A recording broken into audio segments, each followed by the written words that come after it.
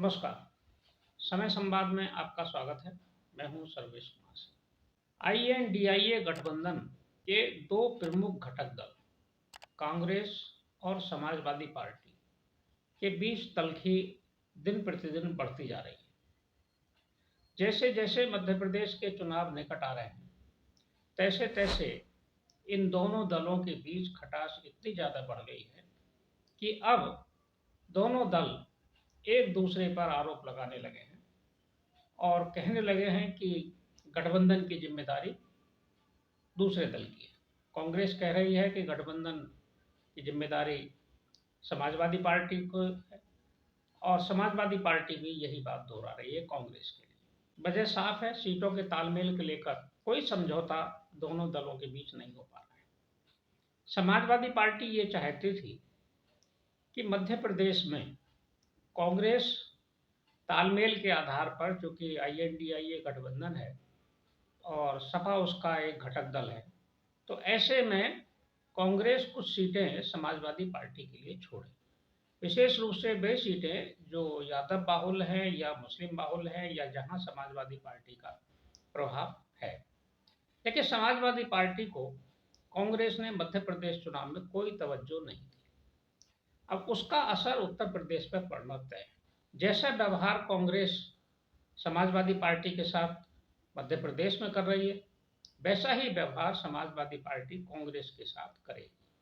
और अगला चुनाव जो लोकसभा का चुनाव होगा 2024 का, उसमें समाजवादी पार्टी अब कांग्रेस के लिए कोई रियायत बरतने वाली नहीं है।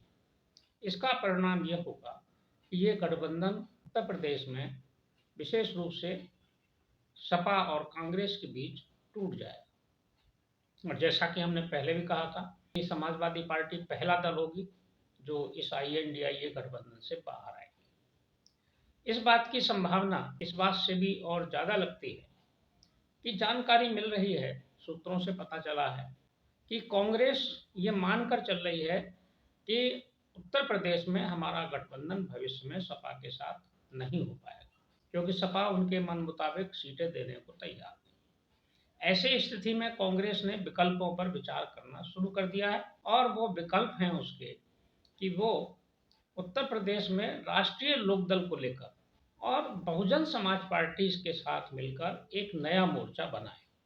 आईएनडीआईए अपनी जगह है, लेकिन उत्तर प्रदेश में कांग्रेस की इच्छा है कि बहुजन समाज पार्टी उसके साथ रहे।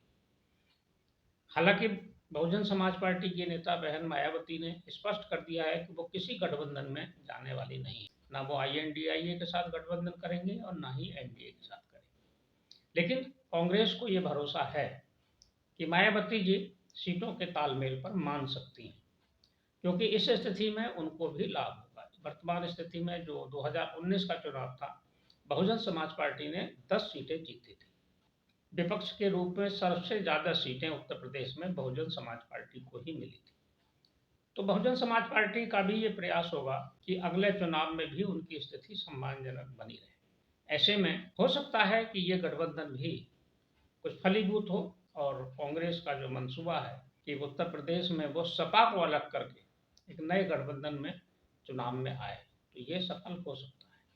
लेकिन अब इतना तय माना जा रहा है कि ये गठबंधन जो कि आईएनडीआईए है, उसमें सपा उसके साथ नहीं रहेगी और लोकसभा चुनाव में समाजवादी पार्टी, कांग्रेस और भारतीय जनता पार्टी इन और बहुजन समाज पार्टी भी अगर शामिल होती है तो ठीक, नहीं तो अलग एक ऐसा त्रिकोणीय और चतुष्कोणीय मुकाबला उत्तर प्रदेश में देखने को मिलेगा। लेकिन ये सब स्थिति जहां इस विपक्ष के लिए बहुत अच्छी नहीं है, वहीं एनडीए गठबंधन के लिए ये लाभदायक साबित हो। समय संवाद में आज बस इतना ही। कल फिर मिलेंगे किसी एक खास विषय के साथ। तब तक के लिए मैं सर्वेश कुमार सिंह आपसे विदा लेता हूँ। नमस्कार।